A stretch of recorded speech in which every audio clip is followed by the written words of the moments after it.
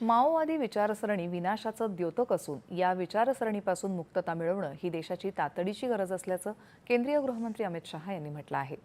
नक्षलवादाची समस्या विकास आणि कायदा सुव्यवस्थेची समस्या नसून समस्येचं निराकरण बंदुकीनं होतं। या माओवादी विचारधारेशी ही समस्या निगडीत आहे।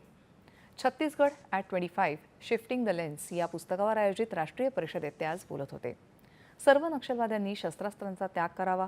नक्षलवादी बंदूक घेऊन एखाद्याची हत्या करत असतील तर त्याचं रक्षण करणं छत्तीसगड आणि केंद्र सरकारची जबाबदारी असल्याचं त्यांनी सांगितलं।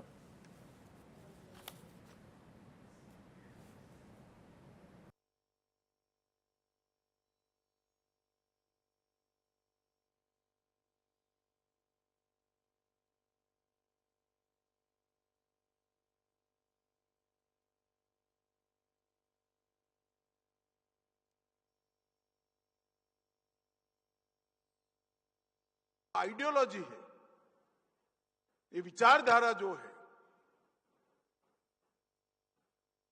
वो विचारधारा को देश की जनता ने जानना चाहिए।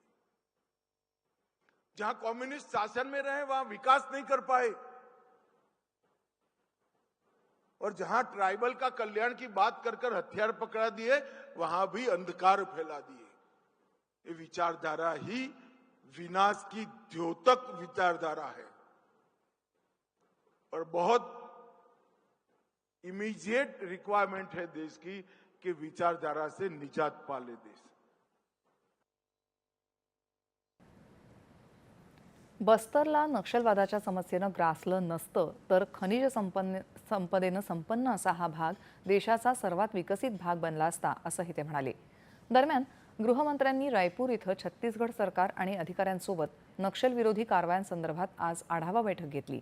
सुरक्षा केंद्रित रणनीती, पायाभूत सुविधा, नक्षलवाद्यांच्या आर्थिक जाळ्यावर हल्ला आणि आत्मसमर्पण धोरणाचे सकारात्मक परिणाम दिसून आले आहेत असं शहा यांनी यावेळी सांगितलं।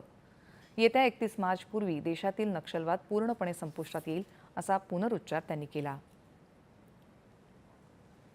2047 पर्यंत